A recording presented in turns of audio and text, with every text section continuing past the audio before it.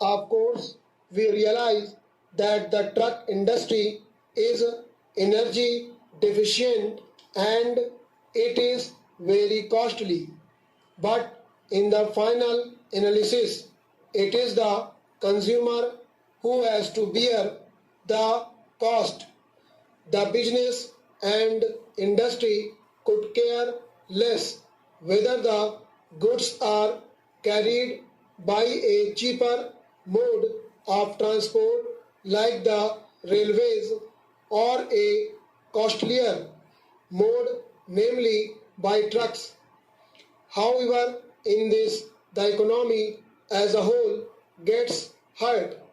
Particularly, the railways are likely to lose in terms of the freight traffic offered. I see a reference made in the Honorable Minister's statement in regard to the thrust in the next plan.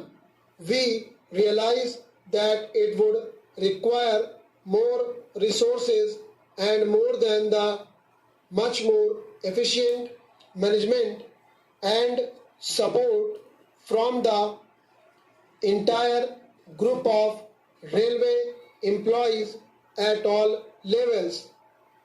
It is important that railway employees should be enthusiastic and involved, and one does not get their involvement by simply exhorting them, wishing them to do a better job, but through suitable instruments of management.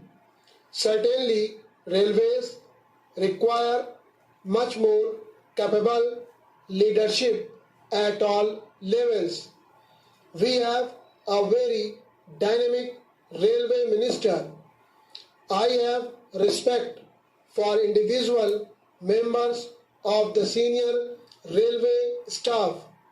Some of them are my friends and some of them I know at a personal level, but in a competitive world, you have not only to do a good job but continue to do it all the more in an improved way.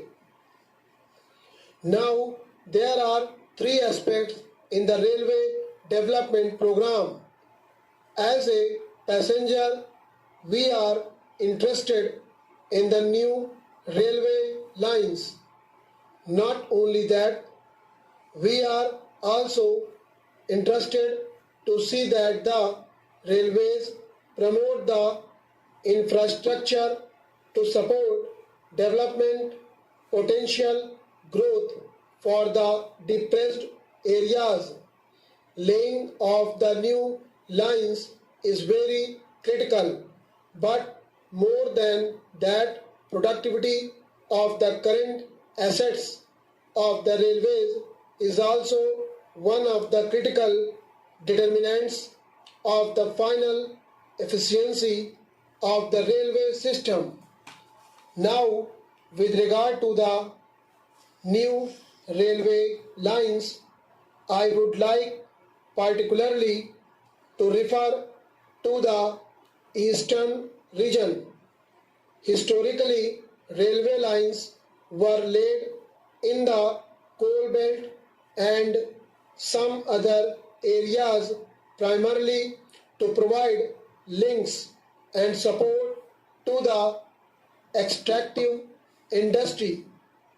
We wanted all minerals from the pit heads to be carried to the points where they were used, particularly for the new industrial centers. Coal, iron ore, iron and steel remain even today one of the dominant segments of freight carriage.